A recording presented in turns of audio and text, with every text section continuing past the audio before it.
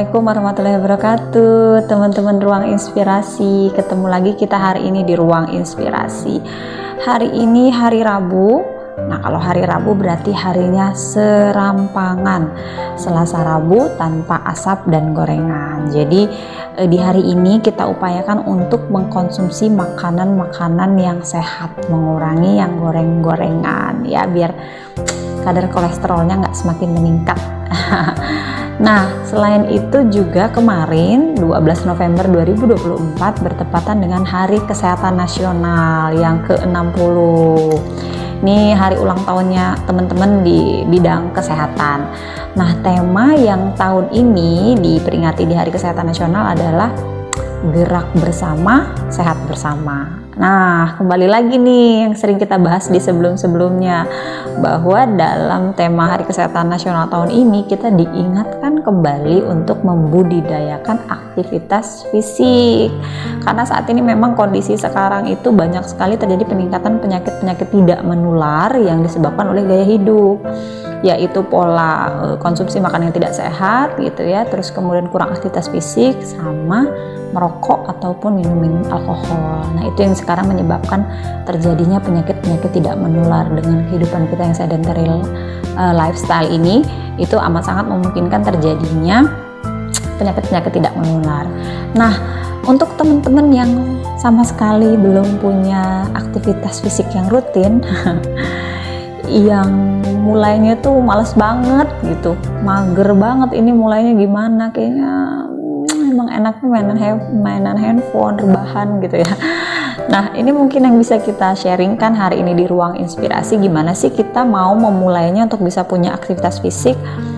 Nah, saya pernah dengar istilah, sebenarnya hanya ungkapan aja ya, bahwa ibadah itu egois itu dalam arti gini, ya ibadah itu buat diri kita sendiri. Apa yang kita lakukan ya untuk kita. Ya kalau kita tidak melakukan ya kita juga yang akan dapat akibatnya gitu. Nggak bisa karena saya nggak melakukan ibadah kemudian dosanya saya alihkan kepada pasangan saya gitu, pada orang tua saya dan lain sebagainya. Nggak, jadi semua orang punya tanggung jawabnya masing-masing. Nah, sama halnya dengan kesehatan kita. Jadi kesehatan itu egois, jadi memang dia untuk diri kita sendiri. Ya kalau saya rajin menjaga kesehatan ya buat saya, bukan buat orang lain gitu ya.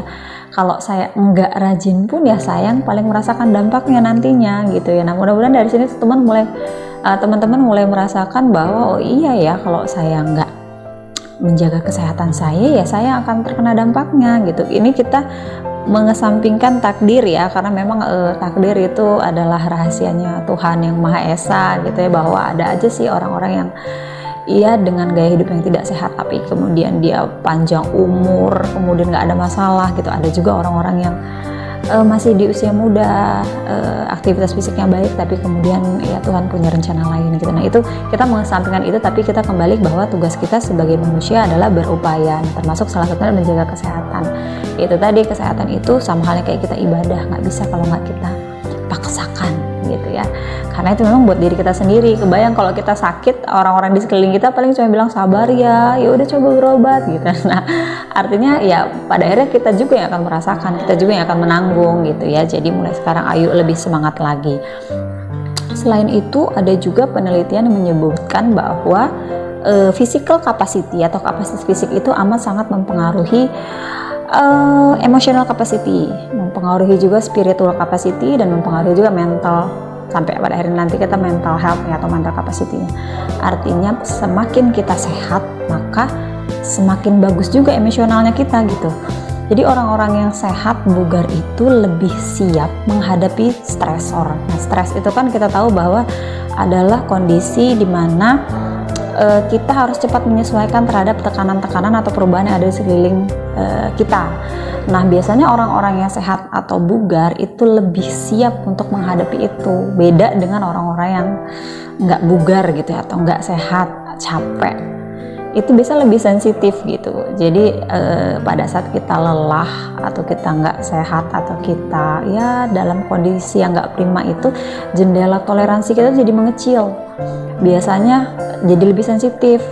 ngelihat rumah berantakan aja pusing, anaknya ngejatuhin apa sedikit langsung emosi, langsung marah. Beda kalau kita sehat atau kita bugar, biasanya kita ya udah, kita lebih bisa merespon itu semua dengan baik gitu, nggak pakai cara emosi gitu. Nah itu juga kan positif buat kita.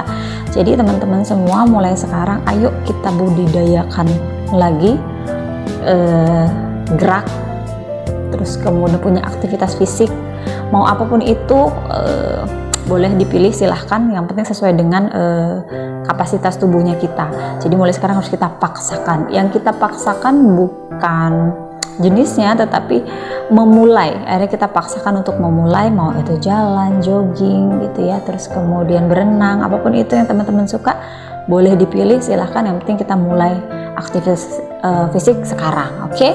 Agar kita sehat, bugar, dan produktif. Oke, selamat mencoba.